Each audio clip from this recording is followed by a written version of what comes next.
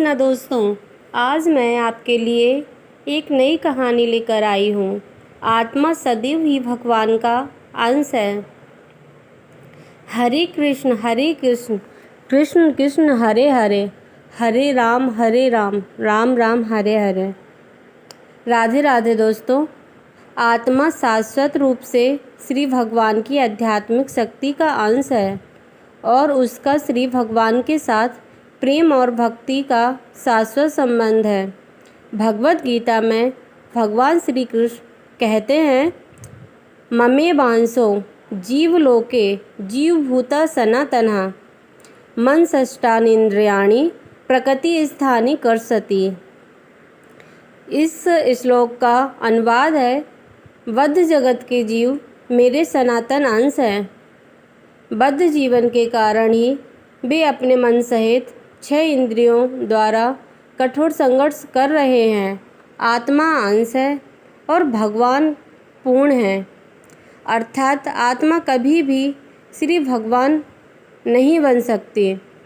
हम भी भगवान नहीं हैं, हम श्री भगवान के अंश हैं, अर्थात हम श्री भगवान की संपत्ति हैं और हमारा उद्देश्य उनकी सेवा करना है। अहम ब्रह्मास्मि का अर्थ है मैं आत्मा हूँ, जड़ पदार्थ नहीं। आत्मा ब्रह्म है, जबकि श्री भगवान परब्रह्म है। इसीलिए कभी भी अहम ब्रह्मास्मि का यह अर्थ नहीं निकालना चाहिए कि मैं श्री भगवान हूँ।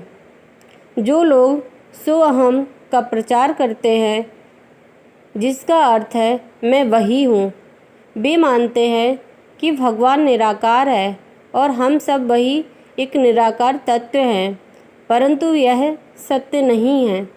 गुणों की दृष्टि से हम श्री भगवान के समान हैं, परंतु मात्रा की दृष्टि से नहीं।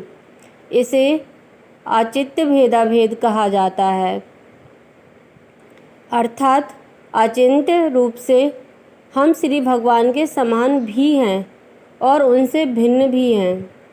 श्री भगवान विभु है और हम अणु हैं। आत्मा का वास्तविक घर श्री भगवान का धाम है, परंतु अब वह एक भौतिक जगत में भटक रहा है। श्री भगवान के साथ अपने मूल स्वरूप को पुनः जागृत करके वह अपने सच्चे घर श्री भगवान के धाम लौट सकता है। मृत्यु के बाद आत्मा का क्या होता है? चूँकि शरीर विनाशी है और आत्मा सनातन है, इसीलिए प्रश्न उठता है कि शरीर की मृत्यु के बाद आत्मा कहाँ जाती है। भगवान श्री कृष्ण बताते हैं कि शरीर की मृत्यु होने पर आत्मा दूसरा भौतिक शरीर धारण कर लेती है। इसे पुनर्जन्म अथवा स्थानांतरण भी कहते हैं। आत्मा एक के बाद एक शरीर धारण करती है। इस प्रकार जन्म मृत्यु का चक्र जारी रहता है। देखते हैं पुनर्जन्म के पीछे क्या तर्क है।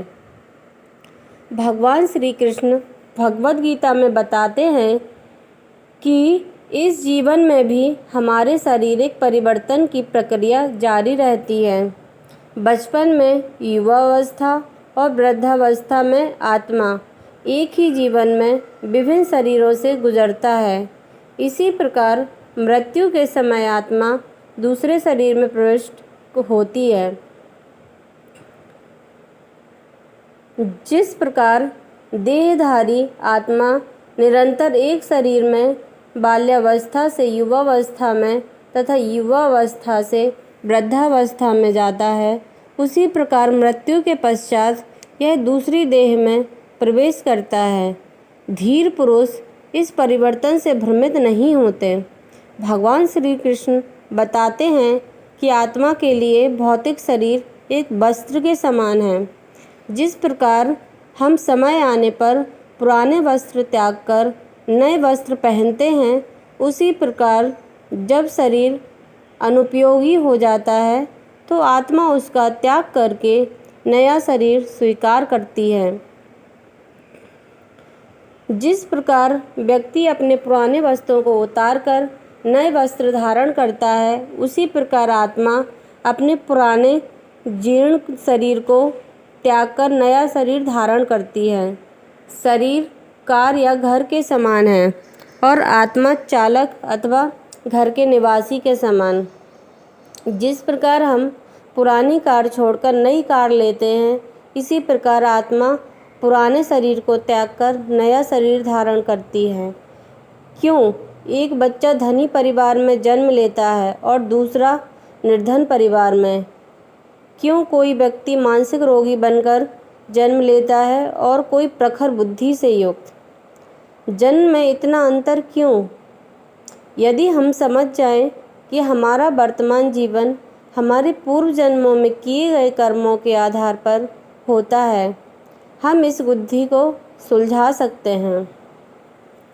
हरे कृष्ण कृष्ण कृष्ण हरे हरे, हरे राम राम राम हरे हरे। हमारी कहानी आज यहीं समाप्त होती है। अब मिलते हैं हम अपनी अगली कहानी के साथ। धन्यवाद दोस्तों।